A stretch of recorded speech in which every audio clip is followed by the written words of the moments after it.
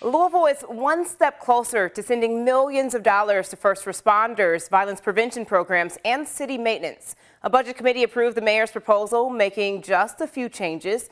Brooke is outside City Hall this morning with the budget's breakdown. Brooke, good morning.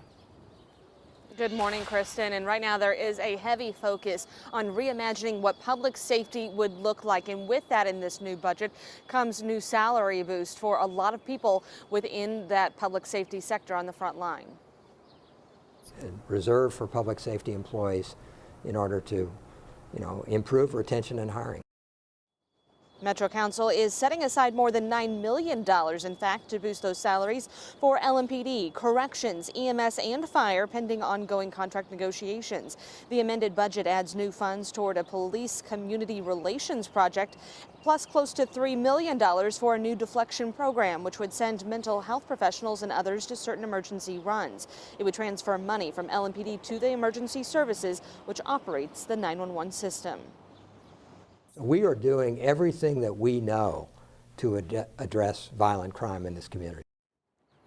And thanks to better than expected revenues and American Rescue Plan funds, the council was also able to add about $17 million back into the budget toward things like road and sidewalk repairs and projects, also maintenance projects, including the demolition of LMPD headquarters and the fiscal court building. The mayor's office happy with how things went last night and expecting to see the same come later on in the week with the full Metro Council. Kristen.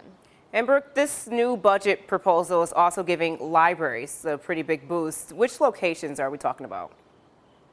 Yeah, there are 3 locations across the Louisville area and all about $3 million set aside. And we are told this was a bipartisan decision among the budget committee within Metro Council. That new proposal sets aside money to start off in the Portland neighborhood. The Portland Library will get some renovations, including a new elevator, so everyone can use that second floor. The Fern Creek Library that closed because of budget cuts about 2 years ago will also be replaced. And there's money set aside to reopen library services in the Parkland neighborhood.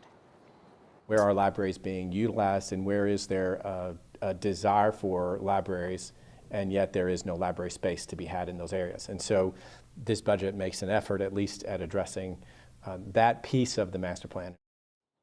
And council members say they will look to add even more funds to the budget next year to help those new libraries continue to operate. But of course, all eyes on this year's budget, which is expected to be passed by the full Metro Council come Thursday. Kristen.